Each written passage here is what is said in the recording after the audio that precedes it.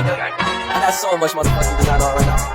Break it down, bring it down, make it clap, break it down, all thoughts, new block, right back, niggas on the line, and you know they come straight, that's not really not for the fuck, so we catch right, oh, I fuck with these hoes, I'm Baik, assalamualaikum warahmatullahi wabarakatuh. Apa kabar semuanya? Semoga kita dalam keadaan sehat walafiat dan selalu diberkahi oleh Allah Subhanahu wa taala. Oke, pada pertemuan sebelumnya kita telah membahas tentang membiasakan perilaku terpuji. Nah, pada pertemuan kali ini saya akan membahas tentang kisah teladan dari Siti Fatimah. Pasti udah gak asing nih, namanya Siti Fatimah Az-Zahra gitu. Jadi, ya benar, jadi Siti Fatimah Az-Zahra ini adalah putri dari Nabi Muhammad SAW dan Siti Khadijah. Oke, pada pertemuan kali ini saya akan membahas tentang 4 fase kehidupan dari Siti Fatimah Az-Zahra. Yang pertama fase kelahiran, kedua fase anak-anak dan remaja, ketiga fase pernikahan, yang keempat fase kematian gitu. Oke. Fase pertama adalah fase kelahiran. Jadi Siti Fatimah lahir 5 tahun sebelum Nabi mendapatkan risalah gitu. Dapat risalah. Nah, jadi Fatimah lahir sebelum Nabi mendapat 5 tahun sebelum Nabi mendapat risalah. Nah, pada saat itu Nabi berusia 35 tahun. Siti Fatimah pun kelahirannya sangat ditunggu-tunggu gitu. Kan dari kalangan semua umat gitu. Karena Siti Fatimah ini adalah salah satu pemuka wanita muslim yang dijamin masuk surga. Ada yang tahu? Ada 4 loh ternyata wanita pemuka muslim. Ya, yang pertama yaitu Maryam binti Imran. Jadi Maryam binti Imran itu adalah ibunya Nabi Isa alaihissalam. Lalu Fatimah Zahra, lalu Siti Khadijah, istrinya Rasulullah, lalu yang keempat adalah Asiyah. Asiyah ini adalah istrinya Fir'aun gitu. Nah, lanjut kita ke fase anak-anak. Fase anak-anak, Fatimah tumbuh menjadi anak yang taat terhadap agama dan kepada orang tuanya. Walaupun ia telah dijamin masuk surga, ia tidak sombong dan tidak semena-mena gitu untuk melakukan hal-hal buruk gitu. Jadi dia tetap taat aja kepada Allah gitu. Karena sejak kecil Fatimah telah diajarkan keimanan dan ketakwaan dari orang tuanya yaitu Nabi Muhammad SAW dan Siti Khadijah. Lanjut, di fase anak-anak ini Siti Fatimah pun lingkungannya itu masih di lingkungan kaum kafir atau kaum jahiliyah gitu. Tetapi Siti Fatimah karena sudah mempunyai pegangan dari kedua orang tuanya ini gitu ya, dia tidak tergoyahkan oleh pergaulan buruk yang ada di sekitar tersebut gitu. Dia tumbuh menjadi remaja yang muslim dan taat gitu. Dia sangat menjaga marwahnya, kehormatannya sebagai wanita muslim, menjaga keimanannya gitu ya. Nah, pada saat usia 8 atau 9 tahun ya, ia melihat gitu ya ayahnya dilompori unta. Jadi kita ke belakang gitu ya, cerita ke belakang bahwasannya ada suatu kejadian yang sangat buruk terhadap Rasulullah SAW. Jadi memang Rasulullah itu hidup selalu mendapatkan hinaan dan cacian gitu ya. Nah, salah satunya pada saat itu adalah dari kaum Quraisy, di mana kaum Quraisy ini sangat kesal atas perbuatan Nabi, sehingga mereka mempunyai siasat kalau misalnya Nabi sholat di depan Ka'bah, kita akan melemparkan bagian perut unta yang sudah 3 hari sampai 4 hari itu ke punggungnya Nabi gitu. Jadi mereka berdiskusi nih siapa yang akan melemparkan kotoran tersebut kepada Nabi gitu. Nah, pada situ ada salah satu kaum Quraisy gitu ya. Jadi dia berani gitu. Saya saja katanya. Jadi dia kerawuk semuanya melihat Nabi sudah bergegas itu, dia kerawuk semua kotoran tersebut. Lalu ketika Nabi sujud, langsung dia lemparkan kotoran tersebut tepat di sasaran punggung Nabi gitu. Jadi kotoran unta yang sudah bau itu menempel di tubuh Nabi pada saat dia sedang sholat gitu. Nah, di situ tidak ada kewajiban membatalkan sholat gitu ya, walaupun terkena najis. Pada saat itu belum ada. Nah, ada seorang budak nih ternyata melihat kejadian tersebut gitu. Seorang budak perempuan melihat perlakuan buruk kaum Quraisy terhadap Nabi. Lalu budak perempuan ini berlari ke rumahnya Nabi Muhammad SAW dan memanggil Siti Fatimah yang masih berusia 8 atau 9 tahun ini, masih sangat kecil gitu, masih sangat kecil. Nah, lanjut berlari sampai rumah gitu. Assalamualaikum ya Fatimah gitu ya. Fatimah menjawab, waalaikumsalam, ada apa katanya. Ada apa, kenapa kamu berteriak-teriak seperti ini gitu kan. Lalu budak ini berkata, ayahmu Fatimah katanya. Kata perempuan budak tersebut, ayahmu dilempari kotoran unta oleh kaum Quraisy. Di situ Fatimah langsung lari sambil nahan nangis gitu ya. Nah, pada saat tempat Fatimah melihat ternyata benar apa yang dikatakan budak tersebut. Ayahnya sudah ada kotoran unta yang di punggung ayahnya tersebut gitu, di punggung Rasulullah. Dan Fatimah menangis gitu, mengatakan mengapa ayah ini terjadi pada mengapa ayah gitu ya. Jadi pada fase remajanya dia melihat perlakuan keji dari kaum Quraisy gitu ya. Lalu Fatimah nyamperin ayahnya yang sedang sujud itu ya, langsung Fatimah membersihkan kotoran-kotoran yang ada di punggung Rasulullah SAW ini dengan tangan kanannya. Itu sambil menangis, sambil berkata-kata gitu, mengapa ini terjadi padamu, mengapa itu, mengapa orang sebaik engkau, orang hamba terbaik seperti engkau dilakukan buruk seperti ini gitu, orang yang paling jujur di dunia ini, mengapa dilakukan buruk itu kepada kaum Quraisy, kenapa ya, katanya gitu, seperti itu ya. Nah, jadi di dalam pikiran Fatimah itu adanya kata why gitu, mengapa gitu, karena perlakuan itu tidak terpikirkan oleh pikirannya gitu. Karena yang kita ketahui Rasulullah itu menjadi suri teladan yang baik gitu, tapi kenapa ya orang baik itu selalu dilakukan buruk gitu kan. Itu yang menjadi tangisan bagi Fatimah gitu. Jadi Fatimah tetap membersihkan itu sampai mengapa ya semua orang melakukan ini kepadamu, mengapa mereka selalu menghina, mengapa mereka melempari kotoran unta ini, bahkan baunya sudah tidak sedap gitu ya. Jadi Fatimah tidak memikirkan bahwa itu dia tetap jadi tantangannya untuk mengelap kotoran unta yang punggung ayahnya, tandanya untuk mengusap air mata gitu. Pada saat itu Rasulullah SAW menyelesaikan sholatnya sampai salam, lalu dia melihat Fatimah menangis. Lalu Rasulullah sedih dan menangis gitu. Kenapa katanya, kok kamu menangis gitu? Karena ayah diperlakukan tidak baik gitu. Jadi mereka memang layaknya seorang ayah dan anak gitu, saling menyayangi gitu, saling menyimpan apa ya, kontak batinnya itu tersambung gitu antara ayah dan anak. Ayahnya menangis melihat putrinya menangis, lalu putrinya menangis melihat ayahnya dilakukan sangat buruk gitu. Bayangin aja kita kalau kita mendengar apa gosip gitu ya dari tetangga tentang orang tua kita akan meledak-meledak gitu ya. Tapi pada saat itu Fatimah cuma diam saja gitu ya, karena dia tahu memang menjadi orang baik itu tidak mudah gitu, tidak akan diterima baik gitu ya. Nah, lanjut ke fase pernikahan. Fase pernikahan, kalian tahu nih Siti Fatimah menikah dengan siapa? Oke, jadi Siti Fatimah menikah dengan sepupunya yaitu Ali bin Abi Thalib. Iya, masih sepupuan gitu. Nah, jadi kalau sama sepupu itu masih boleh menjalin tali pernikahan gitu. Nah, pada saat itu Ali bin Abi Thalib tidak mempunyai harta apapun, sehingga Ali bin Abi Thalib tidak dapat memberikan fasilitas seperti pembantu untuk membantu Fatimah Zahra di rumahnya gitu. Tapi Fatimah rela dan ikhlas, tidak apa-apa gitu. Nah, dari pernikahan mereka berdua lahirlah seorang anak pertama yang bernama Hasan. Hasan, tuh, udah gak asing ya. Lalu selang 1 bulan selesai masa nifasnya, ternyata Siti Fatimah mengandung lagi dan melahirkan anak yang bernama Husain.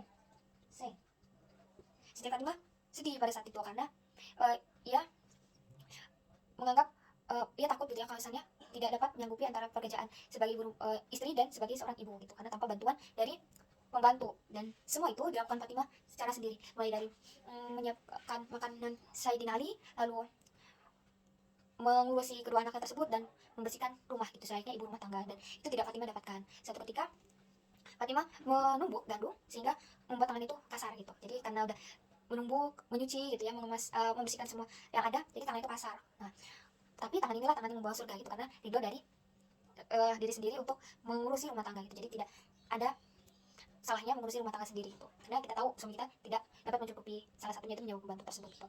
Nah, setelah itu di kehidupan zaman sekarang wanita muslimah di zaman itu kalau tangan sedikit kan perawatan gitu. Nah, dipermulus lagi, kalau bisa tangan ini juga yang membawa kita ke surga gitu. Mau tangannya dipakai perawatan pun itu tangan harus menjadi pintu ridhonya dari seorang suami. Kalau suami tidak ridho dia bekerja, ya jangan bekerja gitu. Jadi sesuai dengan ridhonya suami. Nah, Siti Fatimah ini sangat taat pada nabinya, kepada suaminya gitu, dan dia ridho kalau memang suaminya tidak dapat mencukupi kebutuhannya, salah satunya pembantu tersebut. Nah, suatu ketika Siti Fatimah mendapat kabar bahwa ayahnya menang dalam peperangan itu. Jadi Siti Fatimah meminta satu, yaitu untuk menyewakan pembantu gitu, karena Siti Fatimah sudah mulai kewalahan gitu. Nah, tetapi Rasulullah tidak ada pada saat itu, yang ada adalah Siti Aisyah. Setelah itu Siti Fatimah bercerita, lalu disampaikan kepada Aisyah, lalu Siti Aisyah menyampaikan kepada Rasulullah bahwasannya Fatimah ingin mempunyai pembantu gitu untuk mengurusi rumahnya. Tapi Rasulullah langsung menghampiri Fatimah. Ternyata di rumah Fatimah Siti Fatimah dan Sayyidina Ali ini sedang rebahan di atas ranjang gitu. Dan mereka langsung terkaget dan langsung berdiri gitu. Tapi Rasulullah bilang duduk saja gitu. Jadi di sini Fatimah, di sini Rasul, di sini Ali bin Abi Thalib gitu. Rasul duduk di antara mereka berdua. Itu Rasul tidak marah ya kalau misalnya Ali tidak dapat menyewakan pembantu untuk Fatimah gitu. Karena Rasulullah mengetahui kondisi tersebut gitu. Jadi memang Rasulullah ini menjadi contoh mertua yang baik gitu, orang mertua yang bijak, orang yang tegas gitu, dan dapat memaklumi kondisinya. Nah, pada saat itu Rasulullah tidak membawa pembantu ternyata ke rumahnya, tapi membawa amalan, di mana Rasulullah berkata, apakah kalian mau amalan yang mana amalan ini lebih baik dari apa yang kalian minta gitu. Langsung mereka terkejut gitu dan berkata, iya saya mau gitu kan. Nah, ternyata amalan itu membaca subhanallah 33 kali, alhamdulillah 33 kali, dan Allahu Akbar 33 kali gitu, 33 kali. Nah, mereka dan ketika bacaan tersebut, zikir tersebut ya sebenarnya 33 kali, alhamdulillah 33 kali, dan Allahu Akbar 33 kali itu dibaca sebelum tidur. Dan itu mereka lakukan. Bahkan pada perang Siffin pun Ali bin Abi Thalib membaca zikirnya gitu. Nah, selanjutnya di pernikahan mereka pun itu terdapat salah satu kejadian di mana kalau tidak salah Ali bin Abi Thalib ini melaksanakan puasa ya. Puasanya itu puasa Yaumul Bid atau puasa apa gitu ya. Puasa, dan jadi Fatimah sudah menyiapkan bukaan yang enak, pokoknya enak untuk disantap saat berbuka gitu. Tapi suatu ketika pas mereka ingin berbuka, rumah diketuk oleh seorang yatim gitu, anak yatim yang meminta makanan gitu. Lalu Ali berkata, hai istriku, apakah engkau izinkan aku untuk memberi makanan kepada anak yatim tersebut gitu. Silahkan, kata Siti Fatimah gitu, silahkan gitu. Jadi mereka hanya, yang tadi mereka ingin menyantap makanan yang enak, ternyata cuma kurma dan susu gitu yang mereka makan. Lalu hari keduanya juga mereka puasa gitu. Dan Siti Fatimah seperti biasanya menyiapkan makanan yang enak gitu ya. Ibaratkan, kemarin kayaknya kita menunya biasa-biasa aja, kayaknya kali ini kita harus makan nih gitu, karena menebus yang kemarin, bukannya tidak ikhlas gitu, tapi ingin merasakan suasana yang berbeda gitu. Ternyata pada saat buka juga diketuk lagi, ternyata ada seorang orang miskin gitu. Terus Ali berkata, boleh Fatimah saya kasih gitu kan, boleh istriku saya kasih, boleh katanya gitu. Jadi dikasih lagi 3 kalinya mereka puasa lagi, begitu lagi masak enak-enak. Tapi yang datang itu kalau tidak salah ya kaum kafir gitu. Jadi kaum kafir, mereka tidak mempedulikan itu kaum kafir atau apa. Mereka lalu seperti biasa Ali berkata, mereka wahai istriku aku memberikan makanan ini, Fatimah silahkan gitu. Jadi selama 3 hari berturut-turut puasa 3 hari itu mereka cuma berbuka dengan air putih dan susu dan kurma gitu. Jadi itulah kesederhanaan mereka dari pernikahan mereka. Mereka tuh orang yang sangat sederhana, bahkan kalau tidak salah kerudungnya Fatimah itu sampai digadaikan gitu karena tidak tercukupi kebutuhan rumah tangganya itu. Tetapi mereka itu rumah tangganya sangat harmonis walaupun tidak berkecukupan karena mengerti kondisi satu sama lain. Apalagi sekarang Siti Fatimah dia mengerti bahwasannya memang suaminya tidak mempunyai kelebihan harta untuk memberi kebutuhannya, tapi suami mempunyai kasih sayang dan ketaatan yang membuat Fatimah itu tetap bertahan kepada Sayyidina Ali gitu. Jadi memang yang dipegang dalam pernikahan itu adalah ketaatan dan keimanan dari kedua belah pihak gitu. Nah selanjutnya yaitu fase kematian. Fase kematian ini Siti Fatimah meninggal pada wafatnya itu 3 Ramadan atau 11 Hijriah. Nah, jadi sebelum Fatimah meninggal kan ayahnya dulu meninggal gitu. Jadi sepeninggalan ayahnya Fatimah itu murung saja. Senyuman itu hanya terpancar untuk Ali bin Abi Thalib gitu. Jadi dia murung, tidak seperti hari biasanya seperti melihat kehadiran ayahnya itu. Tapi pada saat itu Fatimah sangat senang gitu ya mendengar kabar tersebut bahwasanya ayahnya pernah berwasiat, tidak lama lagi juga engkau menyebutku dan aku akan menjadi orang pertama yang akan menyambutmu di surga gitu. Jadi itu yang membuat Fatimah lega gitu bahwasanya ayahnya akan menyambutnya di surga gitu, untuk pertama kalinya. Nah, Ali bin Abi Thalib pun Siti Fatimah pun membisikkan gitu ya, berbaring di tempat tidur, bisikan bahwasanya aku akan wafat gitu kan udah. Karena pada saat itu Ibnu Katsir berkata 6 bulan setelah Rasul wafat Fatimah itu akan wafat gitu. Dan itu hari-hari yang ditunggu oleh Fatimah. Tapi juga ada cerita bahwasanya selanjutnya Ali meninggalkan Fatimah ke masjid gitu. Dan kalau tidak salah ada salah satu cerita bahwa Fatimah itu bersama seorang istri sahabat itu bernama Asma. Nah, Fatimah itu membaca Al-Quran gitu. Dan Fatimah berpesan pada Asma itu, kalau tidak bacaan Al-Quranku sudah tidak terdengar berarti aku sudah wafat. Tapi Asma tidak berpikir aneh-aneh karena pada saat itu membaca Al-Quran adalah rutinitas dari Siti Fatimah gitu. Tapi pada saat Hasan Hussein pulang ke masjid kok suara ini sudah tidak ada gitu. Langsung Asma menangis gitu. Dan Asma bingung menceritakannya seperti apa gitu. Seperti apa kepada anak-anak yang masih kecil ini gitu. Dan ternyata walaupun mereka masih kecil, ternyata pemikiran mereka itu sangat dewasa. Mereka pun ikut dan sangat bersedihan gitu. Dan upacara wasiat Fatimah Zahra kepada Ali bin Abi Thalib adalah dengan tidak mengadakan upacara pemakaman itu karena ia takut tubuhnya terlihat oleh orang lain itu. Jadi tidak ada upacara pemakaman bagi Siti Fatimah. Nah, di situ pun Ali sangat terpukul gitu. Dan ya pun Ali, Hasan Hussein menangis itu bertiga. Tapi Ali menenangkan anak-anaknya dan berkata, wahai anakku, tidak usah bersedih karena ibumu telah berwasiat bahwasanya orang pertama yang dia temui di surga adalah kakekmu, yaitu Nabi Muhammad SAW. Jadi kamu jangan sedih, dia telah bertemu dengan kakekmu di surga. Jadi mereka bertiga di situ tenang gitu. Dan Ali pun merelakan kepergian istrinya dengan mengatakan, aku kembalikan anakmu kepadamu dan semoga kita dipersatukan di surga Allah kelak gitu. Jadi memang sangat luar biasa sekali gitu kehidupan Siti Fatimah ini gitu.